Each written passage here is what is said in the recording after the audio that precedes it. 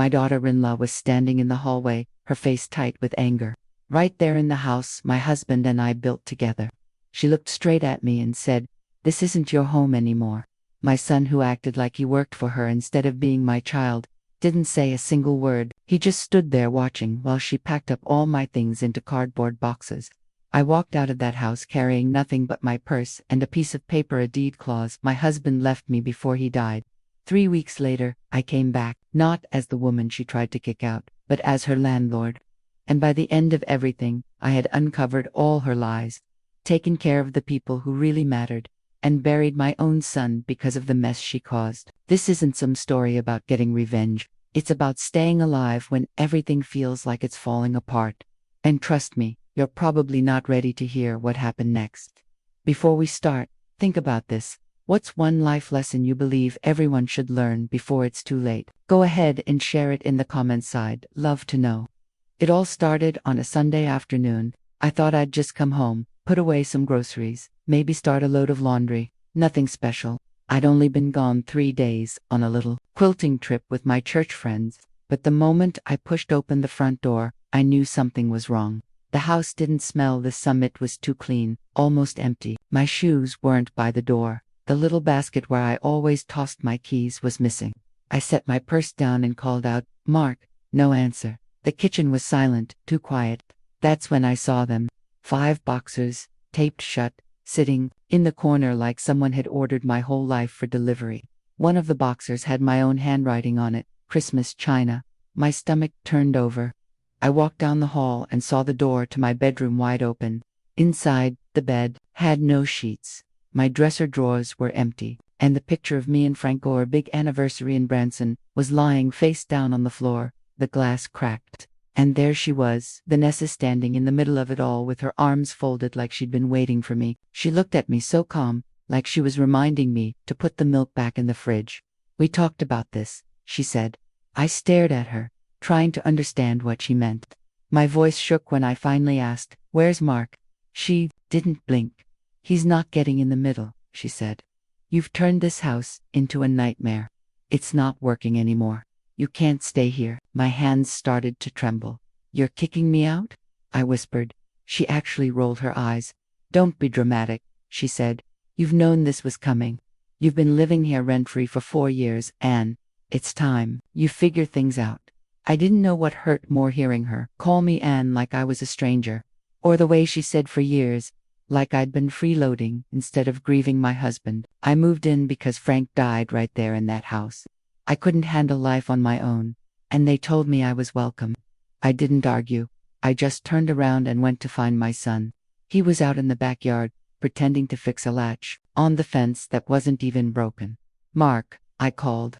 He didn't look at me. "Did you know about this?" I asked. He kept fiddling with the latch, silent. My heart felt like it cracked open. "Mark," I said again, softer. Nothing. He wouldn't even look up. I walked back into the house and past Vanessa. She was already staring at her phone, not even caring.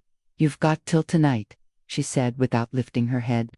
"The boxers are already packed." For the next 2 hours, I quietly picked through the pieces of my life. Some clothes, a few old photos they hadn't thrown out, a coffee mug that said "World's Best Mom." Mark gave me that mug when he was 16. I didn't cry then, not yet. I held it together until later that night when I parked behind the Dollar General. I sat in my car with the engine off, wrapped in the scratchy emergency blanket I kept in the trunk. That's when the tears finally came, not big sobs, just slow, heavy tears that ran down my cheeks and dripped onto my shirt. I felt like I had been erased, like my whole life had been shoved in a box without a single word of thanks. While I was digging around in the glove box for some pain medicine, I found a small envelope Frank gave me 6 months before he died. He'd said, "In case anything happens." I'd never opened it, I guess. I was too scared to see what was inside, but that night, I did. Inside was just one sentence: "You still own 51%. And there was a copy of the house deed with my name and Frank's signature. I stared at that paper until the sun came up. And for the first time in 2 years, I didn't feel broken anymore. I felt angry. And honestly, it felt like coming home. I didn't sleep at all the night I read that deed. I just sat there in the driver's seat of my car, staring at the paper Frank had left me. My name was typed in big, bold letters right above his signature, like he was still out there somewhere reminding me that this house was mine, not a memory tucked away in the attic or a story someone could erase. Real ownership, legal and solid, mine. As soon as the clock hit 9 a.m., I drove over to Frank's old law office. It was a small brick building on Maple Street, with an old sign that still said Goodman and Bryce LLP, even though Mr. Bryce had died back in '98. Frank's old secretary, Linda, knew me right away. 20 minutes later, I was sitting across from Darren, Frank's son. He was wearing loafers without any socks, tapping nervously on his tablet, and calling me Miss Anne, like I was his third-grade teacher. I handed him the document, and he read it slowly. "This is real," he finally said.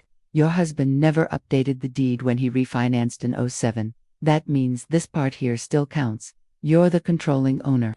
I sat there very still. My voice came out quiet. "What does that mean?" "It means you can move back in," he said. "It means she can't kick you out, and if you want, you can make her pay rent.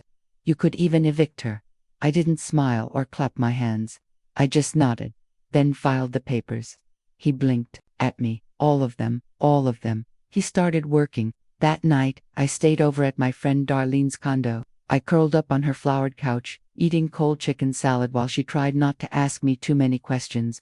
"Just give me 2 days," I told her, "and maybe an old suitcase." She handed me one with a broken zipper and didn't say anything else. For the next 2 days, I got everything ready. I took my name off the house bills. I changed where my mail would go. I had Darren file a re-entry affidavit so the county and Vanessa would get it by Monday. And I called Luann, old friend of Frank's who used to be a cop. Now he installs security cameras for older folks. "I need some inside cameras," I told him. "Just in the living room and the kitchen.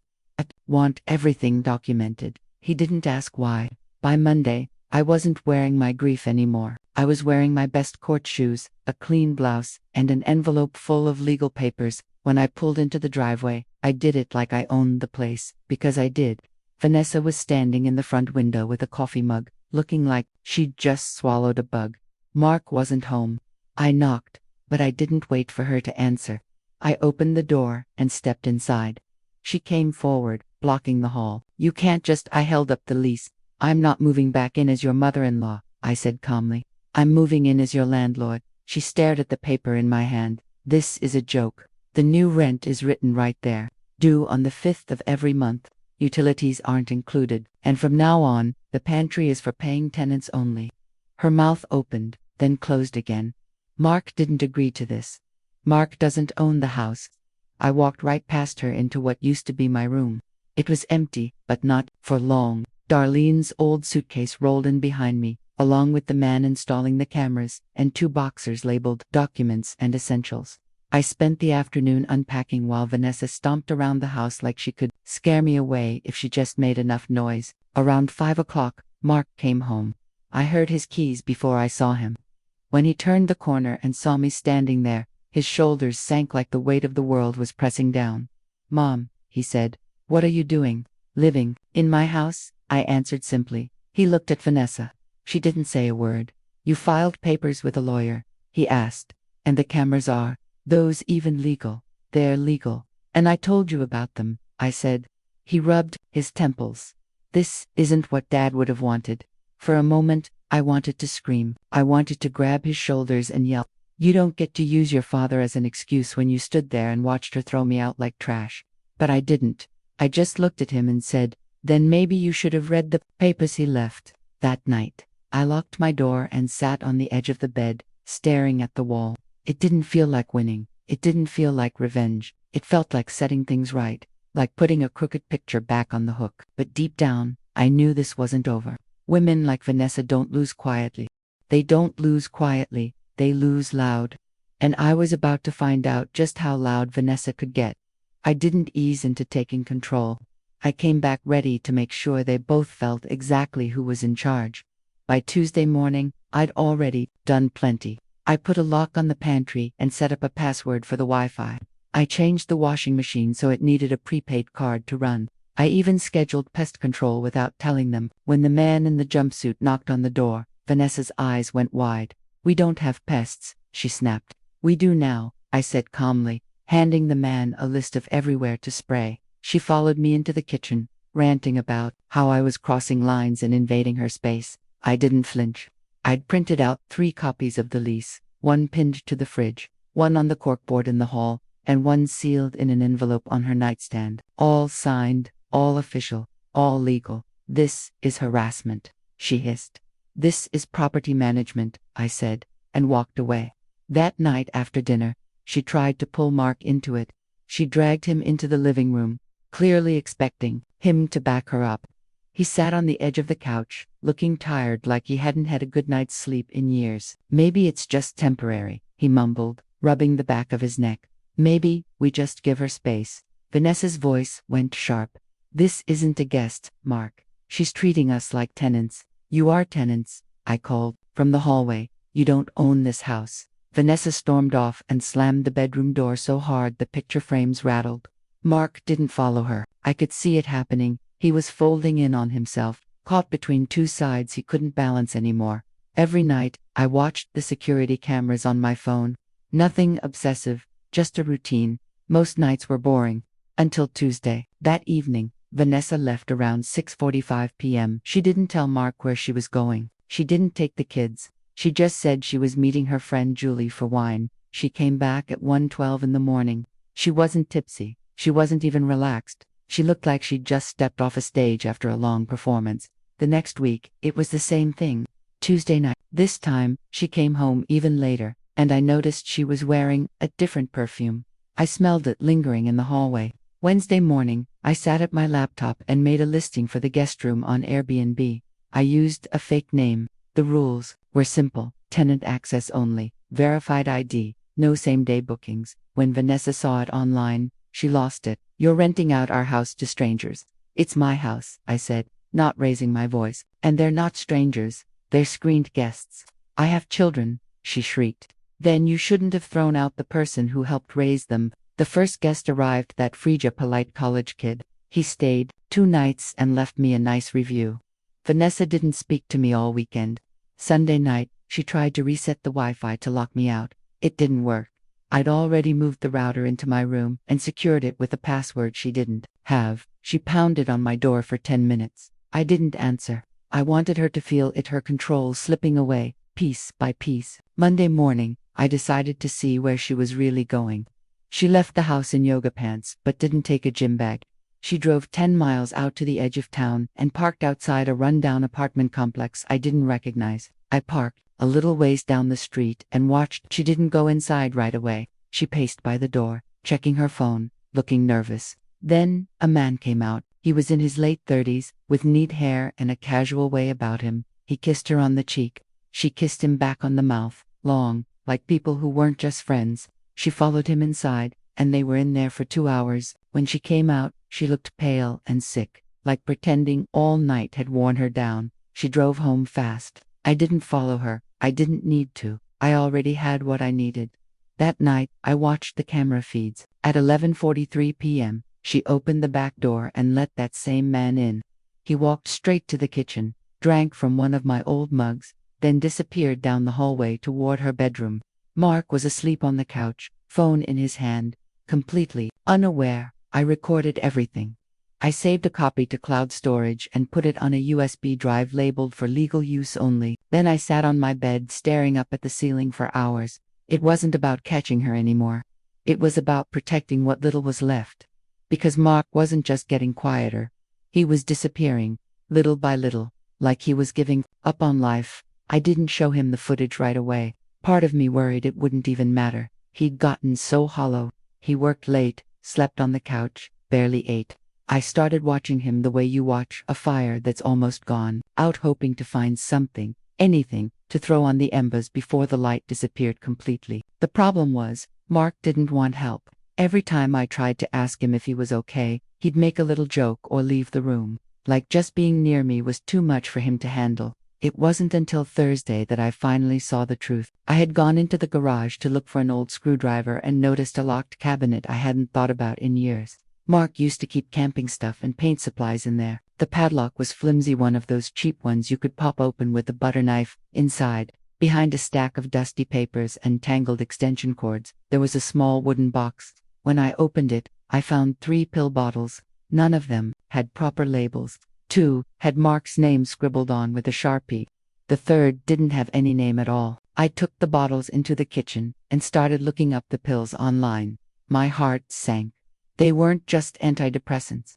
They were strong sleep aids, muscle relaxers, and one was the kind of drug that could hook you fast, especially if you drank on top of it. And Mark had been drinking again, not a lot, but enough to notice. Enough that his forgetfulness and slurred words suddenly made sense. That night, I waited up for him. He came in late, smelling faintly of alcohol. He looked like he'd aged 5 years in a week. I didn't start a fight. I just asked him if he wanted some tea. He shook his head and went straight to the couch. He turned on the TV but didn't watch it. He just stared right through the screen like he wasn't really there. I sat nearby with the lamp turned low and the pills hidden in my pocket. I watched him for an hour without saying a word. Around midnight, he finally drifted off with the remote still in his hand. I picked up his phone and scrolled through his voice memos, half afraid of what I might find. One recording caught my eye. 2 weeks earlier, it was only 37 seconds long. My hands were shaking as I pressed play. Mark's voice came out, soft and worn down. "If anything happens to me," he said, "tell Danny I meant what I said. Tell Mom I'm sorry I let it get this far." That was it. No explanation. Just his tired voice, sounding like he had nothing left to give. I sat there staring at the phone screen until it went black. Then I went back out to the garage and dug through the cabinet. Between a tax return and an old flashlight, I found a letter. Mark had written it by hand, and on the front it said Danny. I didn't open it, not yet. The next morning, I called Darren Goodman, the lawyer. "I need to update some estate documents," I told him, "and I need to know what happens if a guardian becomes unfit." He didn't ask why. He just said he'd email me the forms. Vanessa left around noon that day. She didn't say where she was going. She didn't take the kids. I didn't bother following her. I already knew where she was sneaking off to. Around 5 o'clock, Mark came into the kitchen while I was chopping carrots. He leaned against the counter like he was carrying something too heavy to hold. "Mom," he said quietly. "Yeah," I asked, setting down the knife. "If I left, would you take care of the kids?" My hands froze. I looked up at him. His eyes were red, not from crying, just from being worn down to nothing. "Of course," I told him. He nodded, just once, and walked out of the room like he hadn't said anything at all. That night, I didn't sleep. I wrote a letter to the kids to open when they were older, just in case. I sorted all the security footage into labeled folders. I took pictures of the pill bottles. I made a list of every time Vanessa had left the house alone. Then, finally, I opened Mark's letter to Danny. It was short, written in his uneven handwriting. "I'm trying," it said, "but I can't fix this from inside. I'm going to talk to Mom and find a way out. I love you. Tell Leah," Leah Adata. Another life he'd kept hidden. A life he maybe still hoped he could get back. I held that letter like it was something precious and broken all at once. I didn't cry. I just whispered, "I'm sorry, baby," and tucked it into the fireproof safe under my bed. Because now I knew for sure Mark wasn't just drifting, he was drowning. And the one person who could have helped him was the same person handing him the water.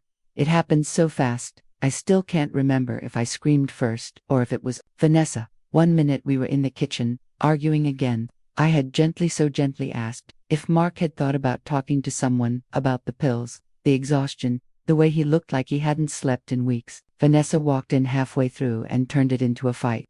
She spat out words like poison, accusing me of planting ideas in his head, trying to steal him away from his family. Mark tried to calm us down, telling us both to stop, but Vanessa wouldn't let it go. She kept pushing, her voice sharp and mean. "Maybe he wouldn't be such a wreck if you hadn't moved in and taken over," she yelled, standing between us like she wanted to keep the fight going forever. Mark raised his voice, not yelling, just trying to be heard over all the noise. That's when it happened. 1 second, he was standing there, looking so tired. The next he stumbled. Then he was on the floor, his face gone pale, his lips turning blue, and that's when Vanessa screamed. I dropped to my knees next to Mark, searching for any sign he was still there.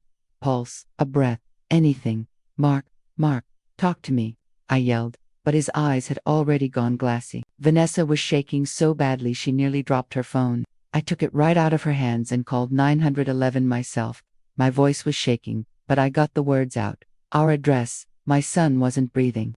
Minutes later, the whole house was lit up with red and white flashing lights. The EMTs worked on him right there on the kitchen floor, the same tiles where he used to sit eating cereal as a teenager, where he had proposed to Vanessa, where we carved pumpkins with the kids. They tried everything. Chest compressions, the defibrillator, an oxygen mask. But deep down, I already knew.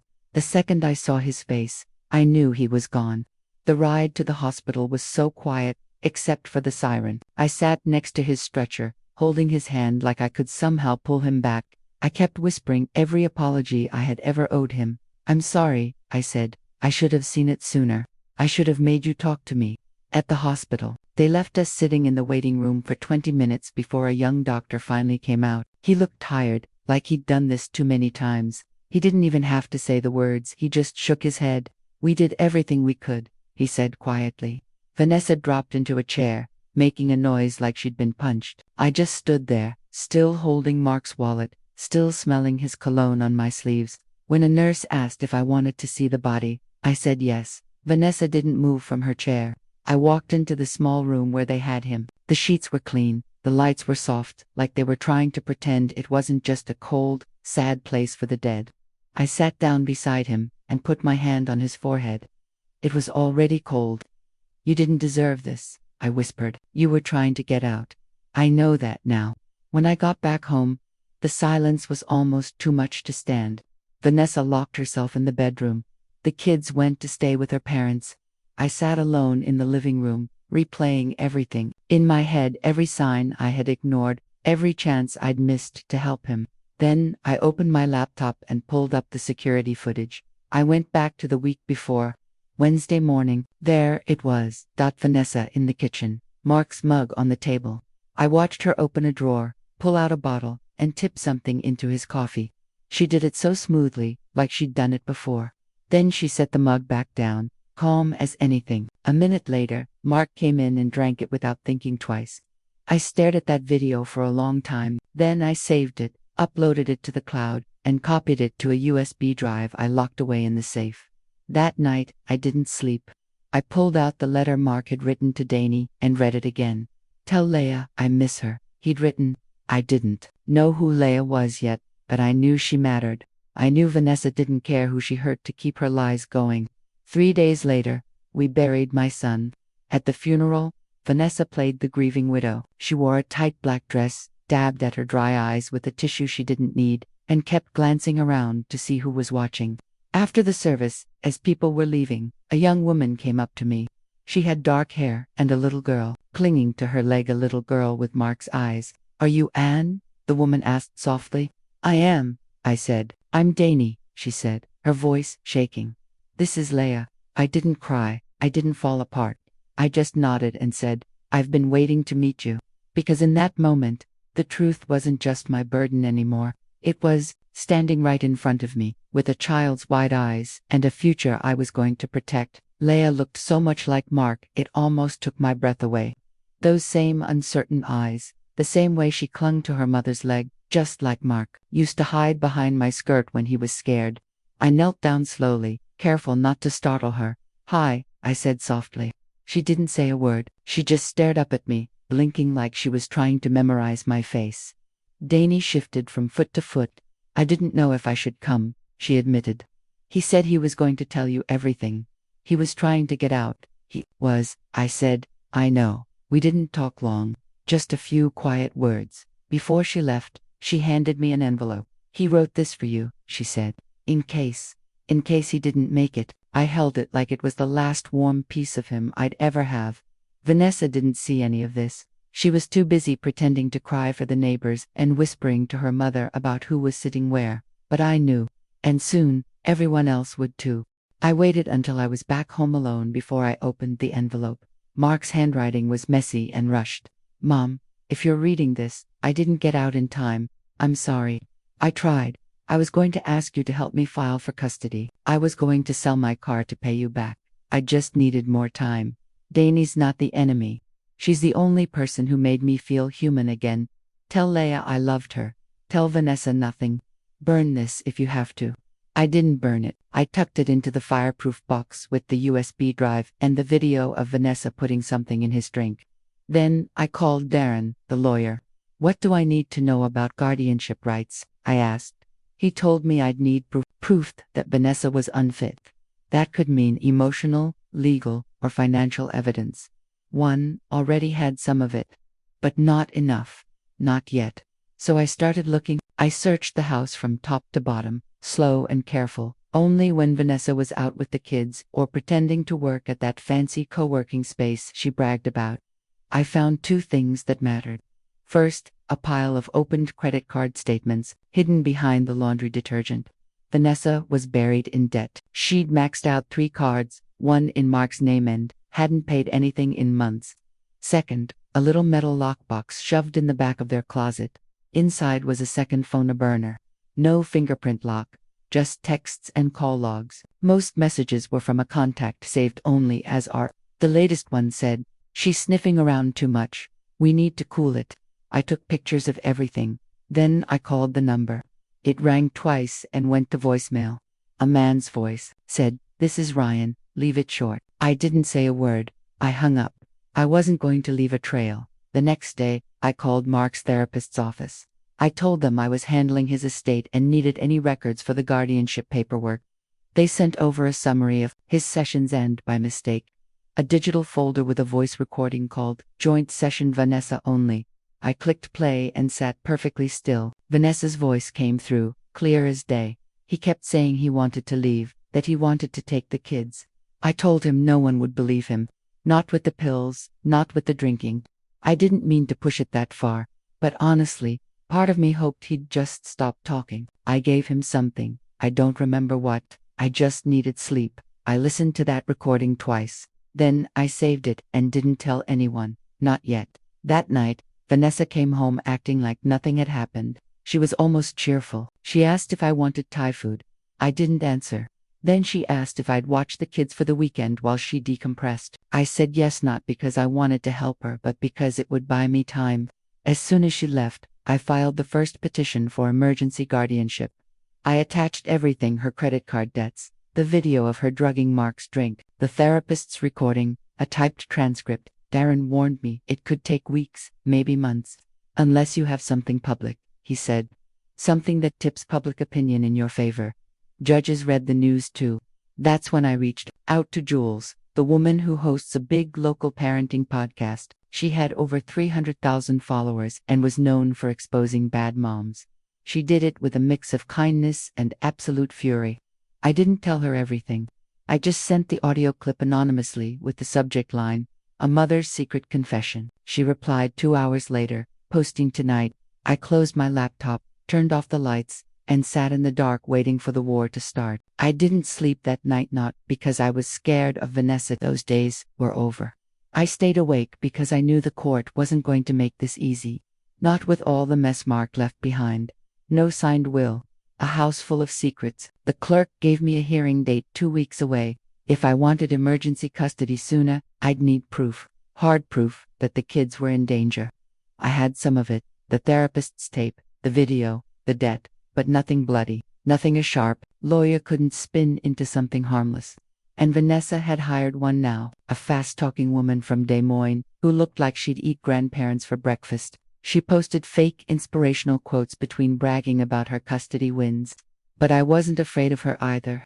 I found out through a neighbor that Vanessa had hired that fancy lawyer right after the podcast episode started spreading. It hadn't exactly gone viral the way I hoped, but it reached enough people to shake things up, especially at the kids' school. A couple of teachers pulled them aside and started asking quiet, careful questions. I hadn't posted the recording myself. I'd sent it through a burner email to a local parenting podcast that talked about stressed out moms and all the messy parts of custody battles. They aired it with a disclaimer. They bleeped a few names, but anyone who knew Vanessa could tell it was her voice. I didn't care if he didn't wake up. That sentence haunted me. Not just because she said it, but because she meant every word. When Vanessa realized what I'd done, she lost control. I came home one afternoon and found her In my bedroom, she'd unlocked the door and rummaged through my drawers like she owned the place. "Where is it?" she demanded. Her voice was shaking. Mascara was smeared all down her face. "Where's the original file?" I didn't answer. I just looked at her like she was already a ghost. "You're going to ruin their lives," she hissed. She meant the kids. "You're going to poison them against me." "You already did," I said. She lunged, not to hit me but to grab the phone out of my hand. I stepped back. "Touch me again, and I swear I'll call the police. And this time, they'll believe me." She stopped, took a long, shaky breath, then her whole face changed. Not fear, not panic, just something cold and flat. "You want them," she said in this low, even voice. "Take them, but don't come crying when they end up just like him." Then she walked out like she hadn't just set the house on fire. That night, I packed go bags for the kids just in case. I put in toothbrushes, clean clothes, their school IDs, and their favorite snacks. I didn't know what would happen in court, but I wasn't going to let them come back to her if I lost. The next morning, I got a text from my neighbor Margot. She'd always been friendly with Vanessa, shared wine on Friday nights, and gossiped about PTA drama. "Anne, we need to talk. Vanessa's been saying things about you. I don't know what to believe." I invited her over for tea. I showed her everything, the court papers, Mark's letter, the recording from the therapist. Margot sat there for 20 minutes without saying a word. "She told me you were emotionally unstable," she finally whispered. "She said you were manipulating the kids and trying to steal her house. She's saying that because she knows she's about to lose." I told her. Margot left that afternoon and posted a long Facebook update that started with, "Sometimes people aren't who they seem." Within a day, 3 other neighbors unfriended Vanessa. I didn't cheer. I didn't smile. I just printed Margot's post, labeled it Evidence Communicated Instability, and added it to my court folder. The night before the hearing, Vanessa came home drunk. I could smell the wine before I even heard her stumbling down the hall. She kicked over a potted plant and started laughing, then yelling at the wall. "She thinks she can take them," she shouted. "She thinks she's some savior." I told the kids to stay in their room. I locked their door. Then I sat on my bed and waited. At 3:12 in the morning, I heard footsteps outside my door. The handle jiggled. Then her voice, low and mean. "I should have buried you when I had the chance." I didn't answer. I didn't need to. I had everything on video, clear audio. I emailed the recording to my lawyer with the subject line, "Final Exhibit." That morning, I ironed my best blouse. I packed every court document, the USB drives, photos, and 3 letters, one from Mark, one from Danny, and one I'd written to the judge myself. I knew I wasn't going to win this with anger. I was going to win it with facts and focused. The kind Frank used to say could slice a lie in half before it ever got the chance to breathe. I looked at myself in the mirror, didn't see a widow, or a mother, or a landlord. I saw someone ready to finish what needed to be finished. I saw a line in the sand, and I knew Vanessa was about to trip right over it. The courthouse was smaller than I remembered, just 1 floor, 4 rooms, and a hallway that smelled like lemon cleaner and old dust. But when I walked in that morning, with my folder tucked under my arm and my heart pounding so hard I thought the floor might crack, it felt like stepping onto a battlefield I'd spent months preparing for. The clerk checked me in. She looked from me to Vanessa, who was already sitting there on the bench, trying to look like some poor, fragile widow. She wore a black skirt, big sunglasses, and had her hair pulled back like she was starring in a cheap crime show. Her lawyer was next to her, whispering something that made Vanessa smirk.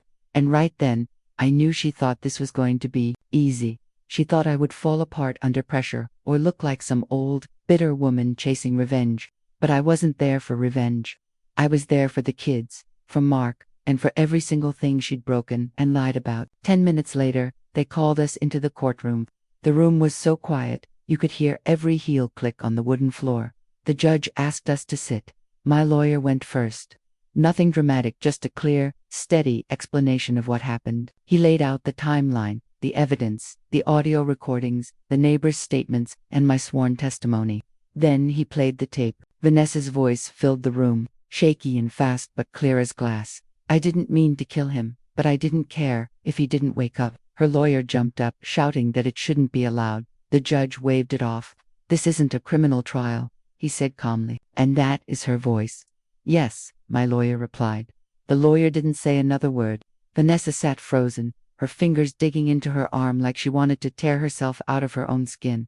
I didn't look at her. I kept my eyes on the judge, my chin up, my hands folded on the table so they wouldn't shake. When it was my turn to speak, I stood up. No notes, no script, just the truth. I buried my son 6 weeks ago, I said. My voice didn't even wobble. I buried the boy. I raised the man who tried to do everything right, and who died alone, in a house where the people who should have loved him most were feeding him poison, silence, and fear. I took a breath. I'm not here asking for revenge, I'm asking for safety. I'm asking for a chance to raise my grandchildren in a home where they aren't treated like tools, where they don't have to watch chaos and learn to call it love. You heard her say she didn't care if he died. Ask yourself, what makes you think she cares if her children get hurt? The whole room was so quiet you could almost feel it. Even the judge didn't speak for a long moment. Then he nodded and said he would review everything overnight and announce his decision tomorrow.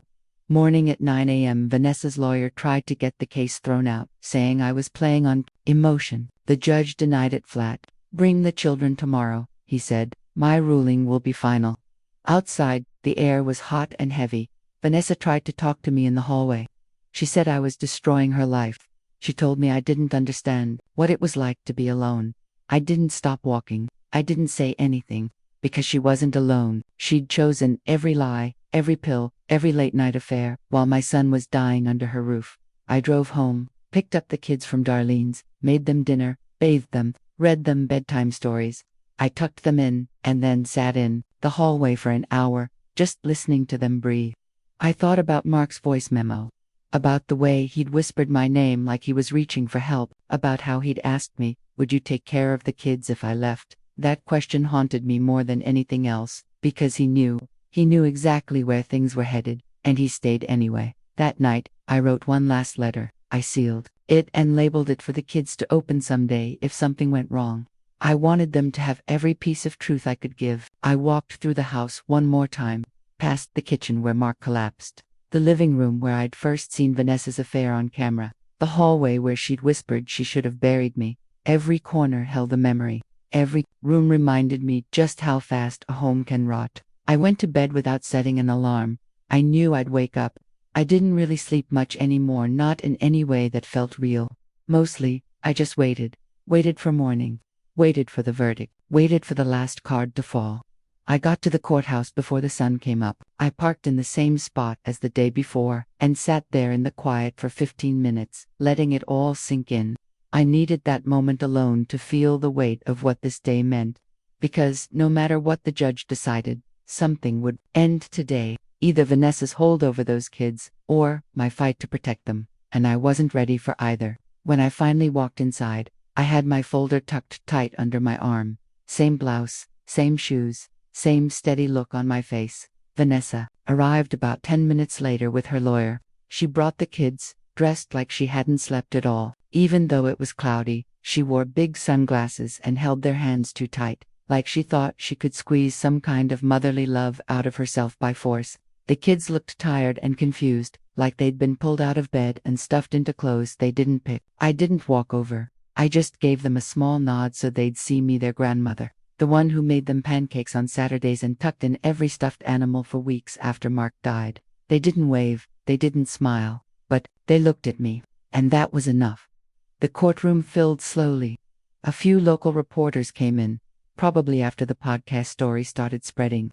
I saw Margot slip in, arms crossed, mouth set in a hard line. She was there to see how it ended after she'd finally stopped believing Vanessa's lies. The judge came in right on time.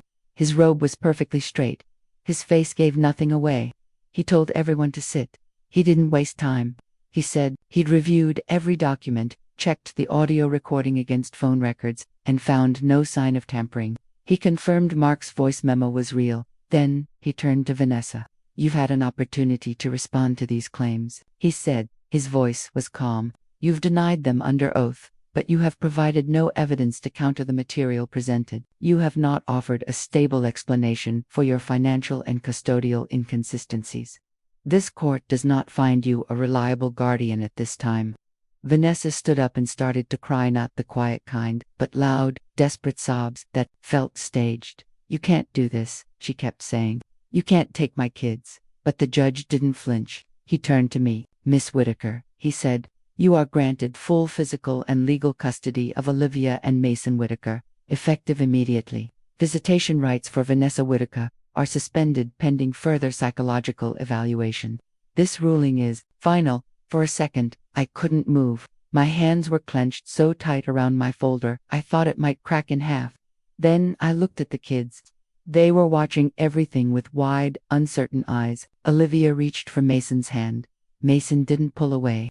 That's when I stood up. I walked forward slowly, careful not to scare them. I wanted them to know this wasn't a fight anymore. It was home. Vanessa tried to rush to them. She stood and shouted their names, but a bailiff stepped in front of her. The kids turned away like some part of them already understood, even if they couldn't say it yet. I knelt down and opened my arms, and they walked right into them. No words, no screaming, just two small bodies pressed against me, their faces hidden in my neck. I walked them out of that courthouse while Vanessa screamed behind us. I didn't look back. Outside, a soft, cold drizzle had started to fall. I buckled them into the car myself, turned on the playlist Mark used to play when he'd drive them to the lake, and we went home. No more police, no more forms, no more threats, just the three of us in the car, breathing, heading back to a house that finally belonged to the living dot at home. I showed them their rooms, gave them snacks, turned on cartoons, and sat in the kitchen in silence for 20 minutes. It wasn't shock. It was release, the kind that doesn't look like joy or relief, just stillness. Then I picked up the phone and called Dani. I told her what happened. She cried, said thank you, asked when she could see them. I told her, soon. After I hung up, I walked into Mark's old room. I hadn't changed anything. His baseball glove was still on the shelf. His cologne still sat on the dresser. I sat down on his bed and picked up his phone, the one I'd kept charged for weeks, and played the voice memo one last time. If anything happens to me, tell Dani I meant what I said. Tell Mom I'm sorry I let it get this far. No, baby, I whispered. I know you tried. And for the first time, since he died, I finally let myself cry. I let myself cry, not quiet tears, not polite ones, the kind that tear your chest open and don't care who's listening. The fight was over, but the ache never would be. The house is quiet now, not the lonely kind of quiet, but the kind that lets you breathe again. The kind that lets you hear your own thoughts without wondering who's walking down the hall. And for the first time in a long time, it feels like mine again. Not because my name is on the deed, or because a judge signed a paper, but because this house holds my people. Levin, if one of them is only here in the things he left behind. Most mornings, I wake up before the kids. I make coffee, stand on the porch in Frank's old robe, and listen to the neighborhood humming along. People don't look at me like I'm the problem anymore. I take care of them, Olivia and Mason, every breakfast, every bath, every bedtime story, like it's a promise I made to Mark when he asked me to do one last thing before he slipped away. They're adjusting slowly. Mason barely talks in full sentences these days, not since the court hearing, but he doesn't flinch when I tuck him in. He still holds Olivia's hand every time we cross the street. Olivia draws pictures of her dad, stick figures with brown hair and wide shoulders, always smiling, always holding her hand. Sometimes she folds them up and hides them in her pillowcase. I never move them. I just smooth them out and let them stay. A week after the ruling, I turned the guest room into what we call Dad's room. We didn't make it into a shrine. Just a calm space, his guitar, some photos, his favorite flannel, on a hook, and a lamp with warm light. The kids go in there when they miss him. They play his music and look at the photo books I made. I don't follow them. That room is theirs, for as long as they need it. Dani came by last weekend and brought Leia. When Olivia saw her little sister, for the first time, she didn't cry. She just stared for a minute and asked if they could play. They sat in the yard with sidewalk chalk for 2 hours, while Dani and I talked quietly about shared custody, about grief, about trying to move forward even when none of it makes sense. Dani still cries when she talks about Mark.